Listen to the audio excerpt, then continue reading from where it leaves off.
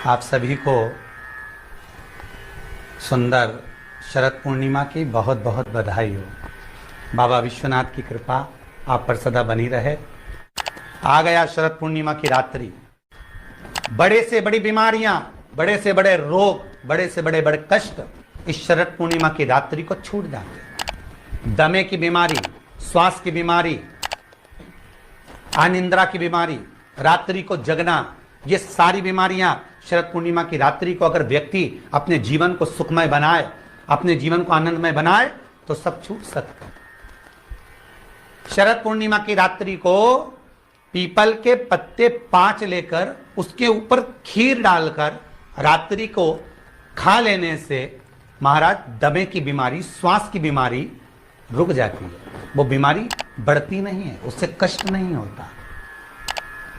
जिन बच्चों के नेत्र कमजोर होते हैं, रोशनी कमजोर होती है, शरद पूर्णिमा के दिन रात्रि को 12 बजे भगवान चंद्रदेव का दर्शन कराइए। 5 से 7 मिनट तक नयन मिलाएं चंद्रदेव के साथ और बाद में एक पीपल के पत्ते पर खीर जो चंद्र के नीचे रखी हुई है उसी खीर को चटा दीजिए। फिर चंद्र का दर्शन कराओ, फिर खीर को चटा दीजिए। महाराज नयन की ज्योति बढ़ती है, नींद नहीं आती तो निंद्रा देवी प्रवेश करती है, निंद्रा अच्छी आती है, आनंदित होता है।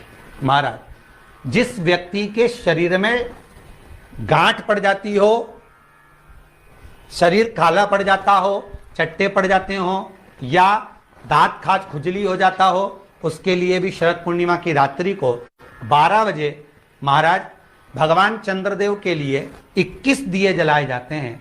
उस 21 दिए की कालोच एक थाली में इकट्ठी करी जाती है। कालोच को इकट्ठी कर कर शरीर में गाय के घी के साथ में जहां जहां जगह पर चट्टे हैं, गांठ है, वहां लगाया जाता है। उसको 5 या 7 दिन लगाइए। उसके बाद में रोज प्रतिदिन लगाने के आधे घंटे बाद स्नान कर लीजिए, आराम लगना प्रारंभ हो जाता है। महाराज आज शरद पूर्णिमा की रात्रि से लेकर कार्तिक पूर्णिमा की रात्रि के बीच में जो दामोदर भगवान का, कृष्ण का, शिव का मंगल आनंद करेगा, अभिषेक करेगा, पूजन करेगा, स्मरण करेगा, उसके सारे दुख दरिद्र दूर हो जाएंगे। रात्रि को आप बड़े प्रेम से खीर बनाओ, चंद्रदेव की साक्षी में रखो, भोग लगाओ भगवान श्री हरि को। बन सके अगर लक्ष्मी की कमी है, लक्ष्मी नहीं आ रही है, व्यापार नहीं चल रहा है, तकलीफ बहुत ज्यादा है, घर में कष्ट है, कर्जा ज्यादा है, तो एक तांबे के कलश के ऊपर, तांबे के कलश में पानी भरना, कटोरी रखना, उस पर लक्ष्मी जी की मूर्ति रखना। लक्ष्मी जी की मूर्ति नहीं हो तो चांदी का सिक्का रखना। उसके सम्मुख में आप 31 दीपक 31 दीपक घी के लंबी बाती के जला देना। महाराज एक एक कमल गट्टा उस 31 दिए के अंदर डाल देना और लक्ष्मी जी का पूजन करना, लक्ष्मी जी का स्मरण करना, खीर का भोग लगाना, पान के पत्ते पर खीर रखना, 5 पत्ते पर खीर का भोग लगाना और माता लक्ष्मी से विनती करना। सुबेरे 4 बजे तक वो रखे रहने देना, सुबह 4 बजे वो उठाना, लक्ष्मी को वापिस तिजोरी में या सिक्का हो तो उसको अलमारी में रख देना। जो खीर बनी है वो प्रसाद के रूप में सुबह 8 बजे, 10 बजे, 9 बजे जब खाना हो प्रेम से खाना। माता जो दिए लगाए हैं वो ठंडे हो गए होंगे, उनको रखे रहने देना, बाद में काम आते रहेंगे, या दिए विसर्जन करना हो तो आपकी मर्जी है। पर वो मट्टी के दिए लगेंगे, आटे के दिए नहीं लगेंगे, मट्टी के दीप लगाना है आपको। 31 घी के दिए लगाना है। लक्ष्मी जी का पूजन करो, कंकु, चावल, हल्दी, मोली से सब तरह से। शरद पूर्णिमा की रात्रि को सुख मिलेगा, आनंद मिलेगा, लक्ष्मी की वृद्धि होगी, कार्य सिद्धि होगी। दूसरा क्रम, अगर कार्तिक पूर्णिमा हो, शरद पूर्णिमा हो, ये दोनों पूर्णिमा पर शरद पूर्णिमा के दिन आप शाम को प्रदोष काल के समय 4:30 बजे से 6 बजे के बीच में 1 लोटा पानी, उसमें 5 बेलपत्र रखकर, एक कमल गट्टा डालकर भगवान चंद्रेश्वर महादेव के नाम से भगवान शंकर को चढ़ा दीजिए। आपकी जो कामना हो वो कामना कर कर चढ़ाएं, विनती करें चंद्रेश्वर महादेव को और निवेदन करें कि हमारा ये कार्य सफल हो। केवल शरद पूर्णिमा के दिन चढ़ाइए, कार्तिक पूर्णिमा तक क्या फल मिलता है हमको जरूर बताइए। भी शरद पूर्णिमा की रात्रि को और कार्तिक पूर्णिमा की रात्रि को गर्भवती नारी अपनी नाभि पर यदि चंद्र की दृष्टि पड़वा लेती है तो बच्चा विकलांग पैदा नहीं होता है। गर्भ से जो बालक होगा श्रेष्ठ होगा, विद्वान होगा, चतुर होगा, पढ़ने में होशियार होगा, क्योंकि ये चंद्र की किरणें जब समुद्र में उछाल ला सकती हैं तो आपके जीवन में भी तरक्की ला सकती है, उछाल ला सकती है। शरद पूर्णिमा से कार्तिक पूर्णिमा के बीच में प्रयास करना। दुकान नहीं चल रही हो, व्यापार नहीं हो रहा हो, तकलीफें बहुत ज्यादा हो, घर में क्लेश जाता हो, अशांति ज्यादा हो, पैसे नहीं आ रहे हो, 1 रुपया कमा रहे 1.25 रुपये खर्च हो रहा है, बहुत टेंशन है, तो शरद पूर्णिमा से कार्तिक पूर्णिमा तक एक हल्दी और कुंकू ये थोड़ा सा मंदिर में लेकर जाइए। हल्दी और कुंकू जरा जरा सा ले जाओ। अशोक सुंदरी वाली जगह पर पहले शंकर जी पे जल चढ़ा दो, अशोक सुंदरी वाली जगह पर जल चढ़ा दो, और वह हल्दी और कुंकू की एक एक बिंदी अशोक सुंदरी वाली जगह पर अपनी कामना कर कर लगा कर आओ। उसी में से वो हाथ जो तुम्हारा गीला है कंकु हल्दी का, वही हाथ लाओ, घर में प्रवेश करते समय अपनी देहली पर थोड़ा सा लगा दीजिए। शरद पूर्णिमा से कार्तिक पूर्णिमा तक कर कर देखो, उसके बाद में फिर बताना कि मेरा देव अधिदेव महादेव ने तुम्हारी झोली भरी कि ना। कहानी दिखे कहीं किसी को पास कहानी दिखे, रहते हैं उसके लिए भी शरद पूर्णिमा के दिन तुलसी की जो डंडी होती है, बेलपत्र की जो ये डंडी है, ऐसे ही तुलसी का जो पत्ता होता है, उस पत्ते की जो डंडी होती है, उस डंडी को चंद्रमा को देखा जाता है। उस डंडी की जो कोर होती है, उस कोर को दृष्टि से मिलाया जाता है। शरद पूर्णिमा की रात्रि ठीक 12 बजे आप चंद्रमा की, जैसे चंद्रमा का भाग, उस चंद्रमा के भाग को आप उस डंडी के भाग से निहारने का प्रयास करिए।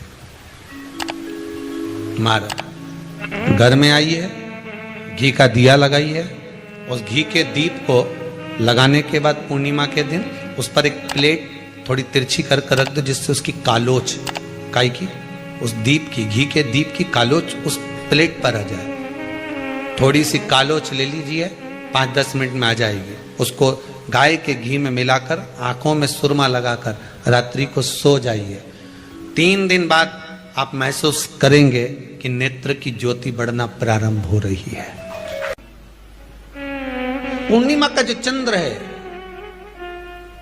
वो विशाल का है, और उस चंद्र की पूर्णता में हमारी अभिलाषाएं भी पूर्ण हो। अब पूर्णिमा के व्रत में आपने कई बार किताब पढ़ी होगी पूर्णिमा की, या आपने व्रत किया होगा, या पूर्णिमा का व्रत आप धारण करे होगे, तो उसमें पूजन कौन से भगवान की होती है? पूर्णिमा के व्रत में केले के खंभ लगाकर पूर्णिमा का जो उद्यापन होता है, पूर्णिमा की जो पूजन होती है, उस पूजन में शंकर और पार्वती की पूजन की जाती है। शंकर और पार्वती का पूजन क्यों करा जाता है पूर्णिमा के व्रत में?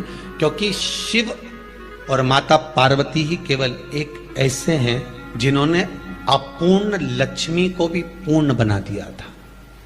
किसको पूर्ण बनाया है? लक्ष्मी। शरद पूर्णिमा के दिन अगर आप शंकर भगवान को 1 लोटा पानी अगर शिव को समर्पित कर रहे हो, श्वेत पुष्प को रखकर शंकर जी के ऊपर सफेद फूल को चढ़ाकर अगर 1 लोटा जल भी, एक पात्र जल भी शंकर को समर्पित कर रहे हो, तो ये लक्ष्मी के लिए ही तो कर रहे हो। और कौन सी लक्ष्मी? पूर्ण। महापुराण की कथा कहती है पूर्ण। आप अगर विश्वास रखे, आपको पहले भी कथा में कहा, एक बार भगवान विष्णु के सामने लक्ष्मी मैया ने बहुत तेज स्वर में कह दिया था, नारायण, दुनिया के लोग आपका नाम जपते हैं, दुनिया के लोग नारायण नारायण कहते हैं, दुनिया के लोग आपका भजन करते हैं, पर सत्य मायने में कहूं ना तो मेरे बिना दुनिया के लोगों की नहीं चल सकती। मेरे बिना दुनिया नहीं चल सकती, संसार मेरे बिना नहीं चल सकता। भगवान विष्णु ने कहा ये तो गलत है लक्ष्मी आपका कहना। एक दिन लक्ष्मी को अहंकार आ गया, अहंकार के संबोधन जब माता लक्ष्मी कहने लगी तो भगवान, उसी समय पर भगवान विष्णु को क्रोध आ गया, और भगवान विष्णु ने कह दिया, लक्ष्मी तू इतनी बड़ी बड़ी बात कहती है कि तेरे बिना नहीं रह सकती संसार। मैं तुझे कहता हूं लक्ष्मी तू अपूर्ण है, अवधूतेश्वर महादेव तू अपूर्ण है, तू पूर्ण कब हो गई? अब देखें माता पार्वती क्या कर सकती है, इसको पूर्ण बनाने के लिए करेगी क्या? कर सोते हैं 3 महीने में भगवान भोलेनाथ उसकी क्या हुआ? माता सरस्वती जी बोली लक्ष्मी को अपूर्ण कर दिया, अपूर्ण कर दिया। हाँ कर देता जरूर है, तो क्या सोचना उसके लिए? इसको मैं माता अभी पूर्ण अंजना बना के देता यहाँ हूँ। स्वयं माता जगत शिव जननी महापुराण पार्वती की ने कथा गोदी में करती है, विराजमान स्वयं गणेश जी को शास्त्र वर्णन उठाया करता है, और माता उठाकर अंजना लक्ष्मी माता जी के की गर्भ गोद से में दे संतान दिया। नहीं हुई। ले 42 लक्ष्मी, वर्ष आज की से माता तू अंजना पूर्ण हो गई हो थी गई।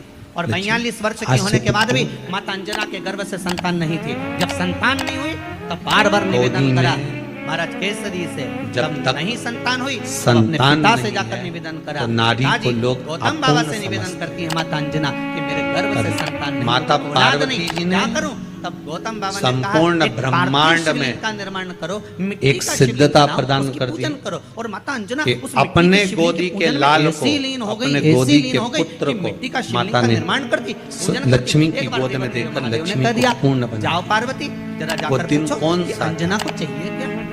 यही शरद पूर्णिमा का दिन था। अंजना माता को चाहिए क्या? कौन सा दिन? अच्छा, सारे देवताओं को सबसे ज्यादा टेंशन देवाधिदेव महादेव से रहता है, क्योंकि ये बिना सोचे बिना समझे किसको क्या दिया है कोई भरोसा ही नहीं होता। एक बार तो ब्रह्मा जी ने खुद ने कह दिया, साहब हमको तो इस्तीफा दे दो, हमको नौकरी करना ही नहीं बैकुंठ में बिल्कुल भी। तो भगवान विष्णु ने पूछा हुआ क्या? बस प्रभु, राजा श्वेत की अंतिम समय, प्राण छूटने का दिन, उसको यमराज लेने के लिए गए और देवाधिदेव महादेव वहां खड़े हो गए और क्या क्या लेके मत चले जाना, उसकी अंतिम सांस, और क्या क्या लेके मत जाना। और मेरा बेटा जब लाने लगा तो उसके प्राणों को हर लिया, यमराज ही मर गया। फिर मेरी पोती गई मृत्यु देवी, उससे कहा उठा ला राजा श्वेत को। वो राजा श्वेत को जैसी मृत्यु देवी ने फांस डाली, भगवान शंकर ने उसको भी मार दिया। अब बताओ, सूर्य नारायण भगवान बोले कि मेरा बेटा भी मर गया, मेरी पोती भी मर गई, अब बताओ क्या करें? तो भगवान ब्रह्मा जी ने शंकर जी से जाकर कहा, भोलेनाथ ये आपकी आदत बहुत गलत है, जब इसको मरना था तो आपने क्यों बचाया? शंकर जी बोले मेरे मंदिर में बैठा था, जगह तो देखो कि कहां बैठा है।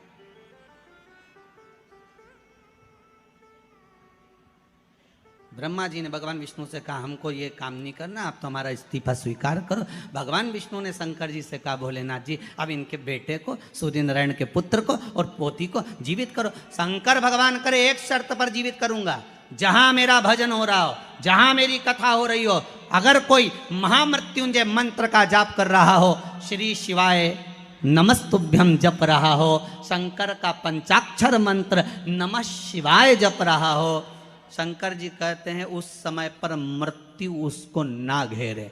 तो इतने में सूर्य नारायण भगवान कहते हैं शपथ लेता हूँ, संकल्प लेता हूँ, जहाँ आपका नाम होगा, अगर पृथ्वी पर कोई मरने का भी समय आ गया तो पहले आपसे पूछा जाएगा उठा ले। तुम बोलोगे तो बात दूसरी है। शंकर जी बोले हम बताएंगे तो उठाना, हम बोल दें अगर ये शंकर जी का नाम जप रही है और पड़ोसन नहीं जप रही है तो हम इशारा कर देंगे बाजू वाली को उठा ले। तुम टेंशन मत ले रहो, तुम तो शिव जपो। अब क्या सोचना, अब सोचो क्या, इसलिए शिव का धीमा बजाओ भोलानाथ डमरू।